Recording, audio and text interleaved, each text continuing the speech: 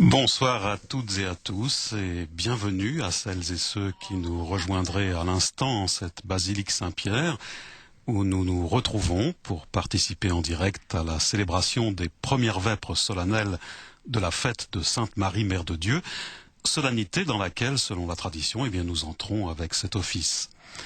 La fête de Sainte Marie Mère de Dieu que nous célébrerons demain 1er janvier 2013, cette fête dans laquelle nous entrons donc ce soir par cette liturgie présidée par le pape Benoît XVI. Cette dernière grande célébration de l'année 2012, présidée par le Saint-Père, clôture en quelque sorte l'année qui s'achève.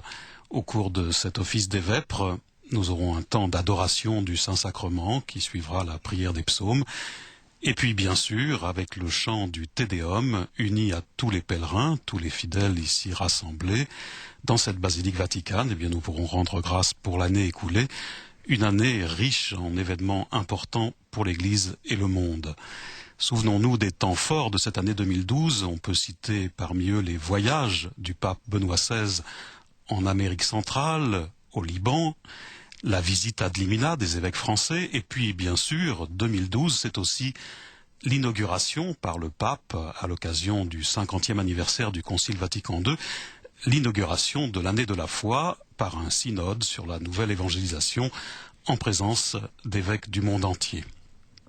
Ces vêpres solennelles qui clôturent cette année 2012 ouvrent également la nouvelle année, l'année 2013, et nous permettent donc aussi de prier, d'intercéder pour le monde, pour la paix dans le monde. Nous pourrons porter dans notre prière plus particulièrement toutes les victimes des violences, notamment nos frères chrétiens, victimes de violences, de persécutions, de discriminations de par le monde. Souvenons-nous à ce sujet des paroles du Saint-Père lors de son message de Noël, le 25 décembre dernier. Benoît XVI lançait un nouvel appel à la fin de l'effusion de sang en Syrie et à la recherche d'une solution politique au conflit, disait-il, qui déchire le pays depuis 20 mois. Le pape a également condamné les attentats atroces et sanglants au Kenya et au Nigeria. Comme l'an passé, vous le savez, des chrétiens ont en effet vécu encore une nuit de Noël ensanglantée par plusieurs attaques lors des célébrations de Noël, un bilan faisant état d'ailleurs d'au moins 12 victimes. S'agissant toujours de la paix dans le monde, le pape a par ailleurs souhaité une société fondée sur la justice en Égypte et le respect de chacune des religions en Chine.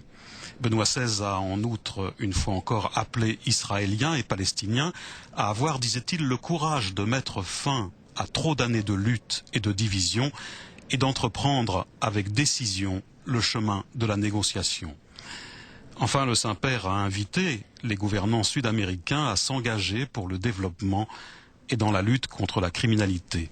S'agissant du Moyen-Orient, vous savez que le Saint-Père, chaque année, propose pour chaque mois des intentions de prière et pour le mois de janvier, il invite aussi les catholiques à prier pour le Moyen-Orient.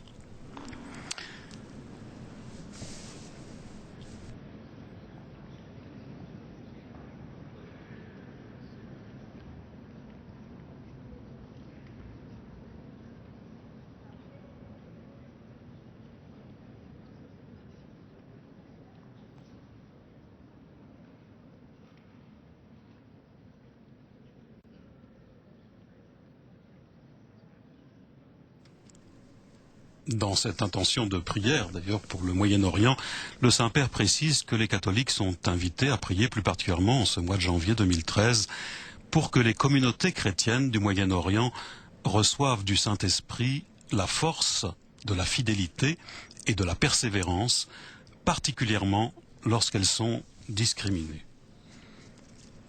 Et s'agissant de la violence et de la guerre, pour appeler à la paix, le Saint-Père, lors de son homélie dans la nuit de Noël du 24 décembre dernier, disait « Dieu ne doit pas servir de prétexte à la guerre. Là où Dieu est oublié, disait le pape, ou même Dieu est renié, il n'y a pas non plus de paix. » Le Saint-Père regrettait qu'aujourd'hui, des courants de pensée répandus soutiennent le contraire. Les religions en particulier, le monothéisme, serait la cause de la violence et des guerres dans le monde.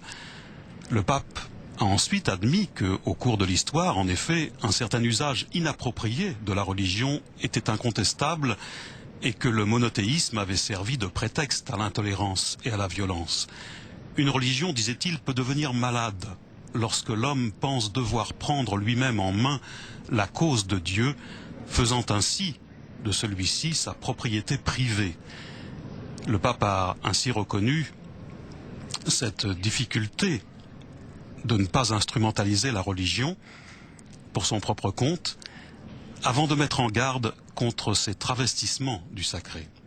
Néanmoins, selon Benoît XVI, il n'est pas vrai, disait-il, que le non à Dieu rétablirait la paix. Car si la lumière de Dieu s'éteint, la dignité divine de l'homme s'éteint aussi. Et l'on s'expose, disait-il, à une violence arrogante où l'homme déprécie et écrase l'homme, comme ce fut le cas des totalitarismes du XXe siècle. Benoît XVI a alors prié Dieu pour qu'à la place des armements pour la guerre succède de l'aide pour ceux qui souffrent.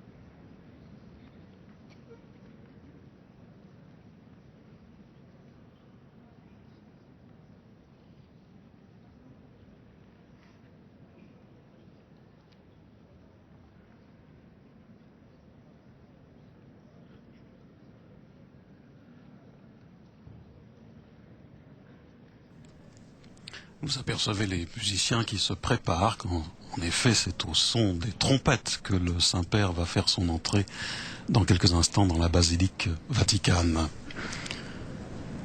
En cette solennité de Sainte Marie, Mère de Dieu, dans laquelle nous entrons par ses vêpres ce soir, souvenons-nous également de ce que le Saint-Père disait lors de l'audience du 19 décembre 2012 en proclamant, en signifiant et en nous montrant la Vierge Marie comme icône de la foi obéissante. Sur le chemin de l'Avent, disait-il, la Vierge Marie occupe une place particulière comme celle qui, de façon unique, a attendu la réalisation des promesses de Dieu en accueillant dans la foi et dans la chair Jésus, le Fils de Dieu, en pleine obéissance à la volonté divine.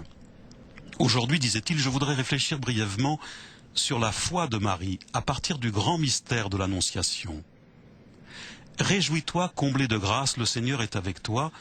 Telles sont les paroles, disait le pape, rapportées par l'évangéliste Luc, et par lesquelles l'archange Gabriel s'adresse à Marie. À première vue, disait le Saint-Père, réjouis-toi semble une salutation normale, habituelle dans le contexte grec de la traduction. Mais s'il est lu dans le cadre de la tradition biblique, ce mot acquiert une signification beaucoup plus profonde. Ce même terme est en effet présent 4 fois dans la version grecque de l'Ancien Testament et toujours comme une annonce de joie pour la venue du Messie.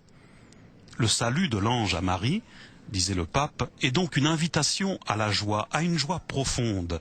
Il annonce la fin de la tristesse qu'il y a dans le monde face à la limite de la vie, à la souffrance, à la mort, à la méchanceté, aux ténèbres du mal qui semblent obscurcir la lumière de la bonté divine. C'est un salut, ajoutait le Saint-Père, qui marque le début de l'évangile, de la bonne nouvelle. Mais pourquoi, disait le pape, Marie est-elle invitée à se réjouir de cette façon? La réponse se trouve dans la deuxième partie du salut, disait le pape. Le Seigneur est avec toi. Ici aussi, pour bien comprendre le sens de l'expression, disait Benoît XVI, nous devons nous tourner vers l'Ancien Testament. En effet, dans ces paroles, il y a une double promesse faite à Israël, à la fille de Sion. Dieu viendra comme sauveur et habitera précisément au milieu de son peuple, dans le sein de la fille de Sion. Dans le dialogue entre l'ange et Marie, ajoutait le pape, se réalise exactement cette promesse. Marie est identifiée avec le peuple épousé par Dieu. Elle est véritablement la fille de Sion en personne. En elle s'accomplit l'attente de la venue définitive de Dieu. En elle habite le Dieu vivant. Et comme je vous le disais, c'est au son des cuivres que le Saint-Père va faire son entrée avec la procession dans la basilique Vaticane.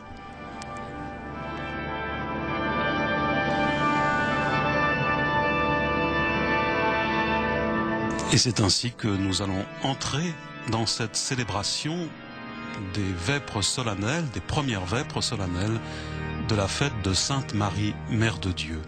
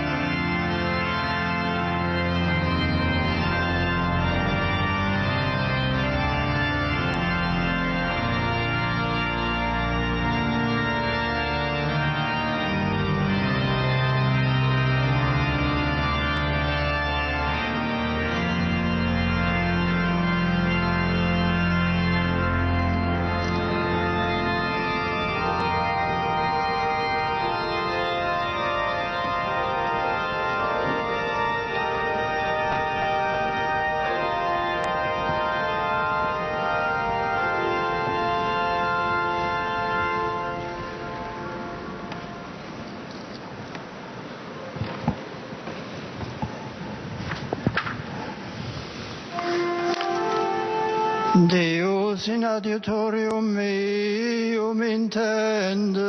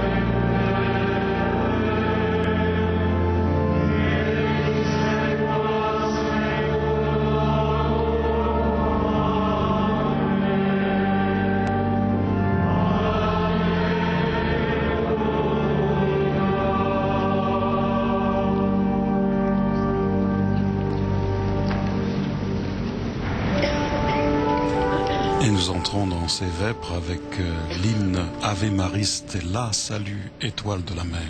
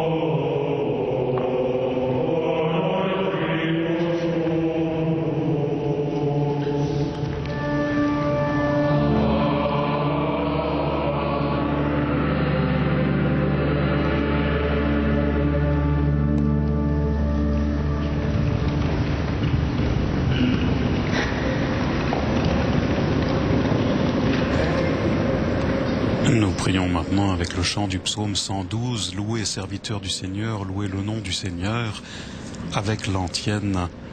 Quel échange admirable, le Créateur de l'homme, en prenant chair de la Vierge Marie, nous donne part à sa divinité.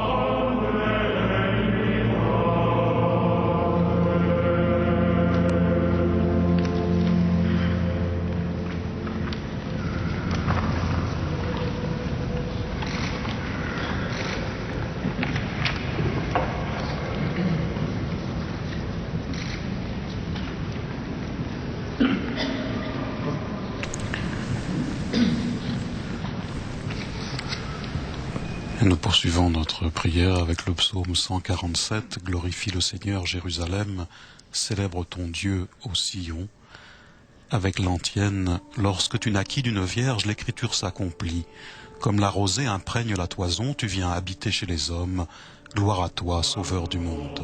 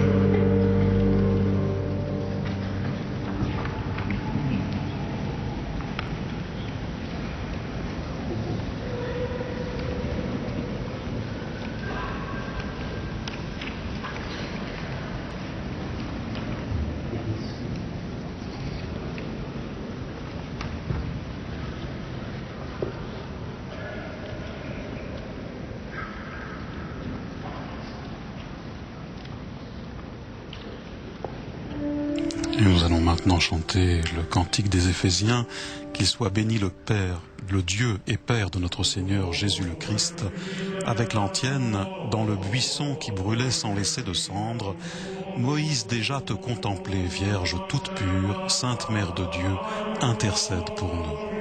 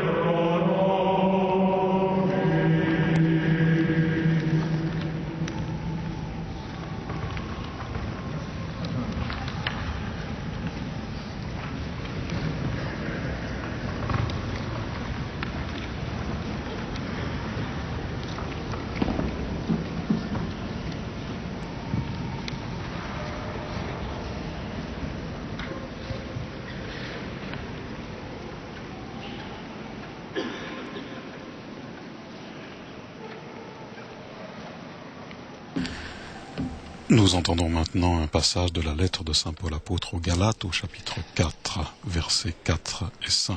Quando venne la pienezza del tempo, Lorsque les temps furent accomplis, Dio mandò il Dieu suo a figlio, envoyé son Fils. nato da donna, Il est né d'une femme, nato sotto il a legge, été sujet de la loi juive per riscattare pour coloro che racheter erano ceux qui sotto étaient la sujets legge, de la loi perché ricevessimo et pour faire de nous l'adozione des a figli. fils.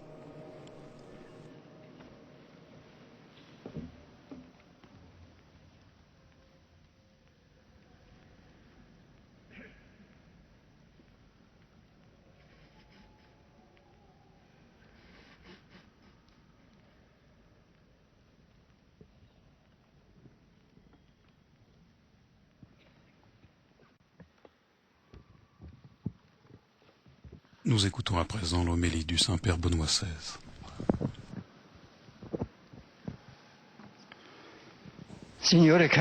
Messieurs les cardinaux, vénérés frères dans l'épiscopat et dans le sacerdoce, autorités, chers frères et sœurs, je vous remercie, vous qui avez voulu participer à cette liturgie de la dernière heure de l'année du Seigneur 2012.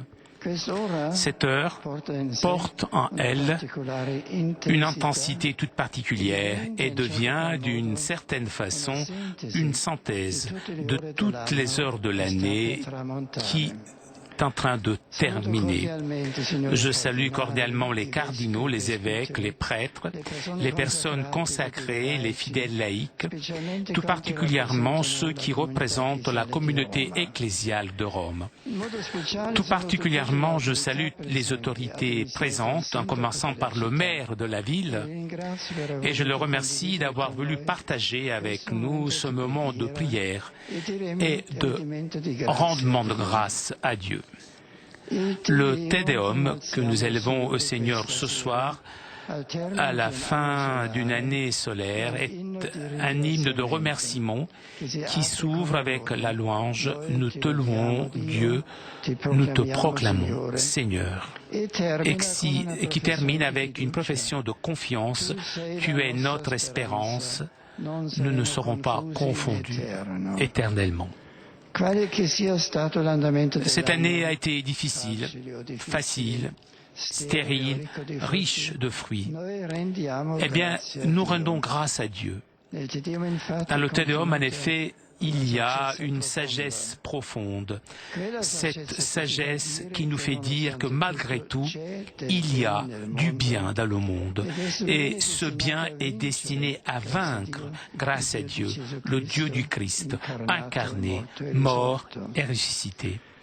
Bien sûr, parfois il est difficile de saisir cette réalité puisque le mal fait plus du bruit que le bien. Un homicide, des violences, des injustices. Eh bien, on en parle dans les médias. Bien au contraire, les gestes d'amour et de service, le travail quotidien supporté avec fidélité et patience demeure souvent dans l'ombre. On n'en parle pas. Même pour cette raison, nous ne pouvons pas nous arrêter seulement aux nouvelles que nous entendons si nous voulons bien comprendre le monde et la vie. Nous devons être capables de nous arrêter dans le silence, dans la méditation, dans la réflexion calme, prolongée. Nous devons nous arrêter pour réfléchir. De cette façon, notre âme peut trouver la guérison des blessures inévitables du quotidien, pour descendre dans la profondeur des événements qui arrivent dans notre vie et dans le monde, et arriver à cette sagesse qui permet d'évaluer les choses avec des yeux nouveaux. Surtout dans le recueillement de la conscience, là où Dieu nous parle, on apprend à regarder avec vérité ses propres actions, même le mal qui est en nous et autour de nous, pour commencer un chemin de conversion qui pourrait nous rendre plus sages, plus meilleurs, capables de générer solidarité et communion, de vaincre le mal par le bien. Le chrétien est un homme d'espérance, même et surtout face à l'obscurité que souvent il y a dans le monde. Obscurité qui ne dépend pas du projet de Dieu, mais des choix erronés de l'homme, puisqu'il sait que la force de la foi peut déplacer les montagnes. Le Seigneur peut illuminer même les ténèbres les plus profondes. L'année de la foi que l'Église est en train de vivre veut susciter dans le cœur de chaque croyant une plus grande conscience que la rencontre avec le Christ est la source de la véritable vie et d'une espérance solide.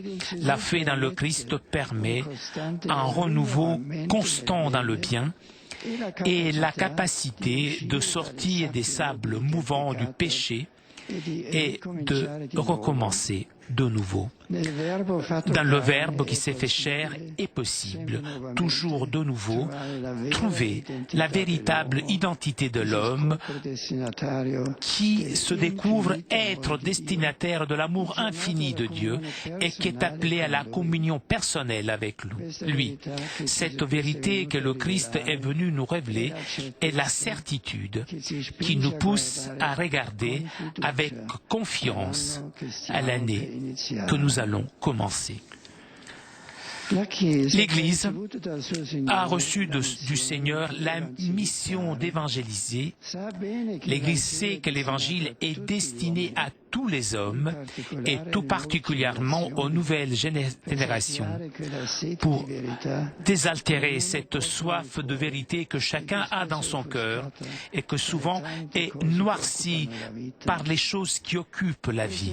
Cet engagement apostolique est nécessaire puisque la foi risque de s'obscurcir dans des contextes culturels qui sont un obstacle à l'enracinement personnel et à la présence sociale. Même Rome est une ville où la foi chrétienne doit être annoncée toujours de nouveau et témoignée de façon crédible. D'un côté, le nombre croissant d'autres religions, la difficulté des communautés paraciales à s'approcher des jeunes, la diffusion de styles de vie marqués par l'individualisme et le relativisme éthique. De l'autre côté, la recherche chez beaucoup de personnes d'un sens pour sa propre existence et d'une espérance qui ne déçoit pas. Tout cela ne peut pas nous laisser indifférents. Comme l'apôtre Paul, chaque fidèle de cette ville doit se sentir débiteur de l'Évangile envers les autres habitants.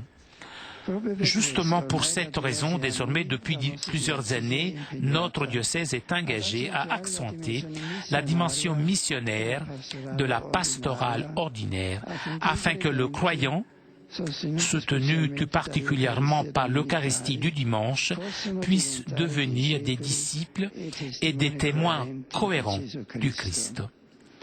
À cette cohérence de vie sont appelés de façon tout à fait particulière les parents chrétiens, qui sont pour leurs enfants les premiers éducateurs de la foi.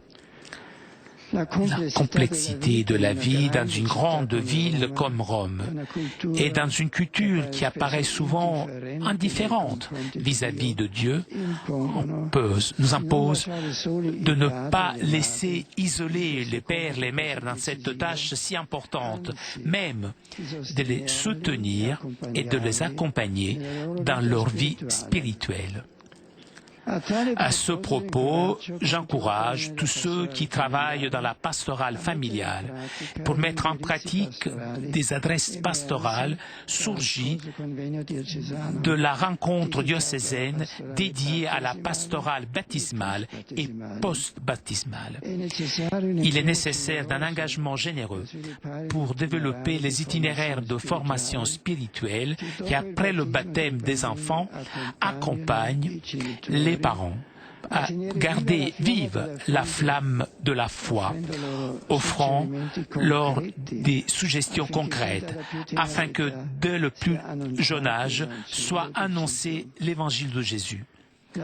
la naissance de groupes de familles dans lesquels on écoute la parole de Dieu et là où on partage les expériences de vie chrétienne aide à renforcer le sens d'appartenance à la communauté ecclésiale et à grandir dans l'amitié avec le Seigneur. Il est tout aussi important de construire un rapport d'amitié cordiale aussi avec ces fidèles qui, après avoir baptisé leurs enfants, pris par les nécessités de la vie quotidienne, ne démontrent pas un très grand intérêt à vivre ces expériences. Ces parents pourront donc expérimenter l'affection de l'Église qui, telle une mère attentive, se place à côté d'eux pour en favoriser leur vie spirituelle.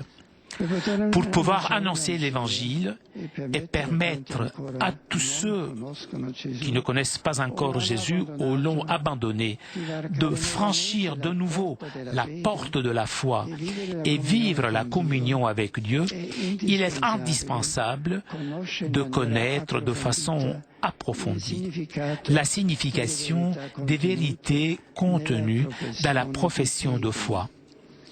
L'engagement donc pour une formation des opérateurs pastoraux, qui désormais depuis quelques années advient dans les différentes préfectures du diocèse de Rome, c'est un chemin précieux qui demande d'être poursuivi avec engagement, même dans l'avenir, pour former des laïcs capables de devenir l'écho de l'Évangile dans chaque maison, dans chaque milieu, même grâce au centre d'écoute qui ont donné beaucoup de fruits au temps de la mission citadine. À ce propos, les dialogues dans les cathédrales que depuis des années se tiennent dans la basilique de Saint-Jean en Latran constituent une expérience importante pour rencontrer la ville et dialoguer avec ceux, chercheurs de Dieu et de la vérité, s'interroge sur les grandes questions de l'existence humaine.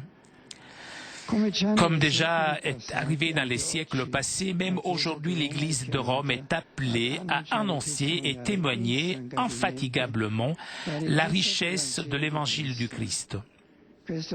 Cela aussi en soutenant tous ceux qui vivent dans des situations de pauvreté ou sont des marginaux, ainsi que les familles en difficulté, et tout particulièrement lorsque doivent s'occuper de personnes malades ou handicapées. J'ai confiance en les institutions. Et je pense que ces institutions à différents niveaux ne feront pas manquer leur action afin que tous les citoyens puissent accéder à tout ce qui est nécessaire pour vivre avec dignité. Chers amis, dans ce dernier soir de l'année qui tourne à sa fin, devant la nouvelle année, louons le Seigneur. Manifestons à celui qui est, qui était et qui vient, le repentir et la demande d'un pardon pour les promesses qui n'ont pas été maintenues. Remercions aussi pour les bénéfices accordés par la bonté divine, tout particulièrement remercions pour la grâce et la vérité que sont venus vers nous grâce au Christ. En lui est placée la plénitude de tous les temps humains. En lui est gardé l'avenir de chaque homme. En lui se réalisera l'accomplissement des espérances de l'Église et du monde. Amen.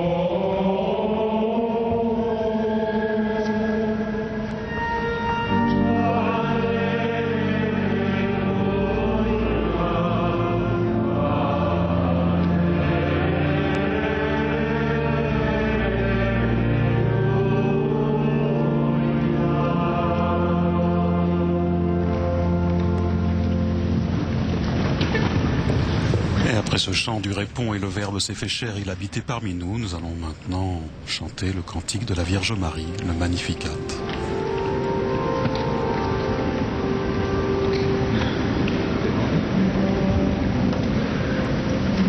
Oh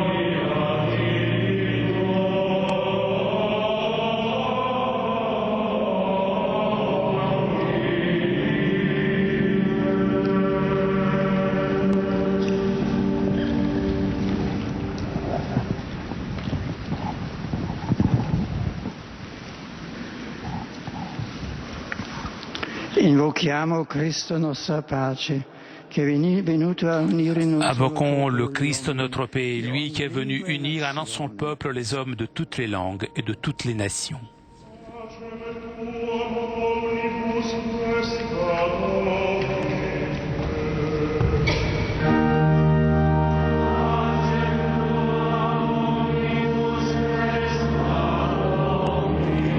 Donne à tous ta paix, Seigneur.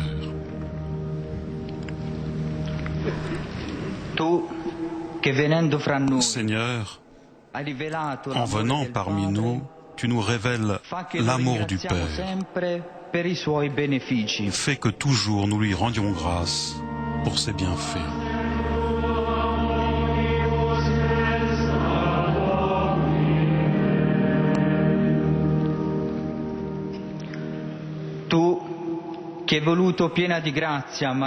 Toi qui as voulu que Marie ta mère soit pleine de grâce, comble tous les hommes de l'abondance de tes dons.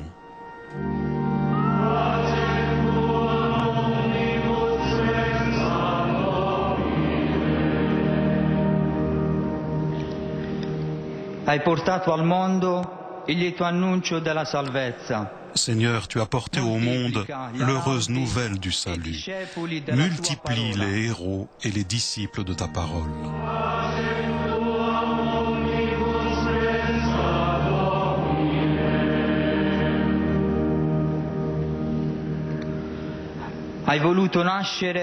Seigneur, tu as voulu naître de la Vierge Marie comme notre frère. Enseigne à tous les hommes la véritable fraternité.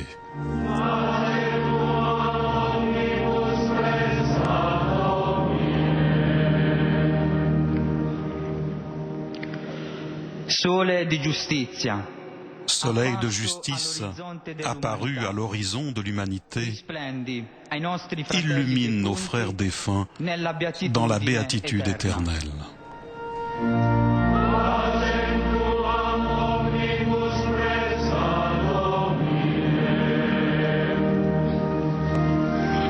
Pater noster,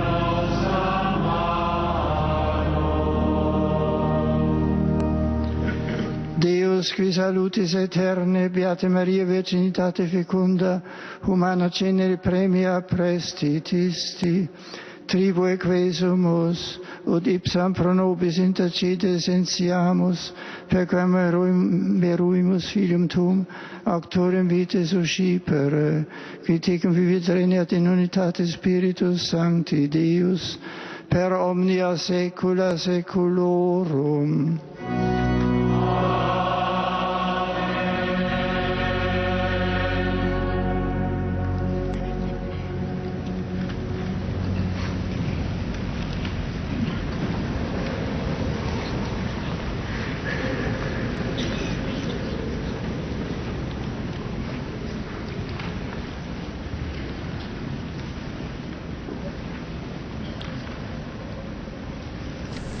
Et nous allons à présent vivre un temps d'adoration du Saint-Sacrement avant de recevoir la bénédiction eucharistique.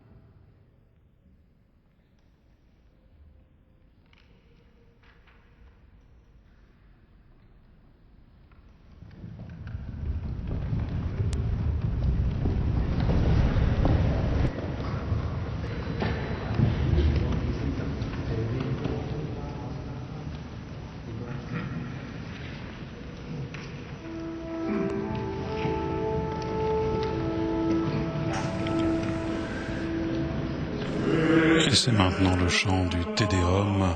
À toi Dieu notre louange, nous t'acclamons, tu es Seigneur. À toi Père éternel, l'hymne de l'univers.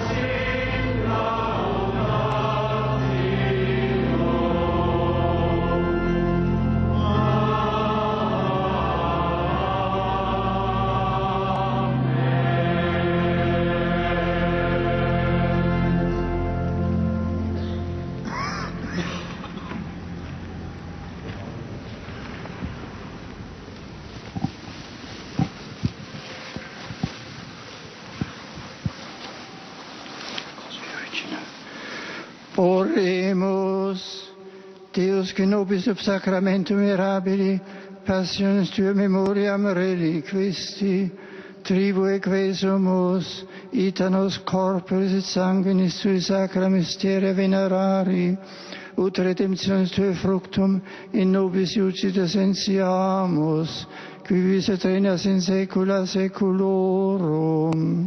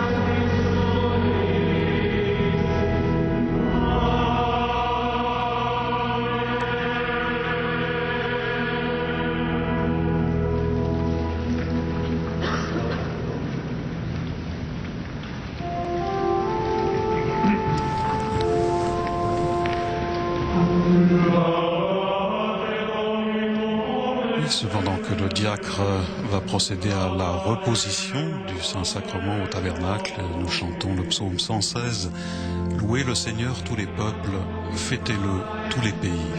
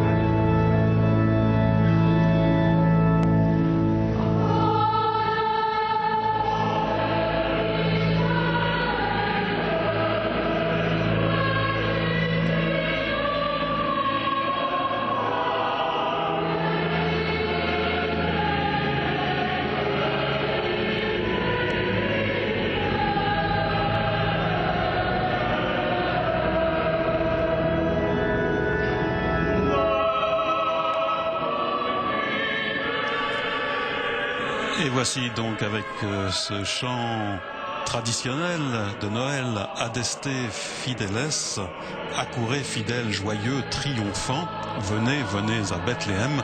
Avec ce chant donc, le traditionnel chant de Noël, eh bien s'achève cet office des premières vêpres solennelles de la fête de Sainte Marie, Mère de Dieu. Le pape va maintenant effectuer une brève visite à la crèche installée sur la place Saint-Pierre. Et puis nous le retrouverons demain matin, 1er janvier 2013, en direct depuis cette même basilique à partir de 9h30 pour la célébration de la messe de cette fête de la Théotokos, de la Sainte Mère du Seigneur.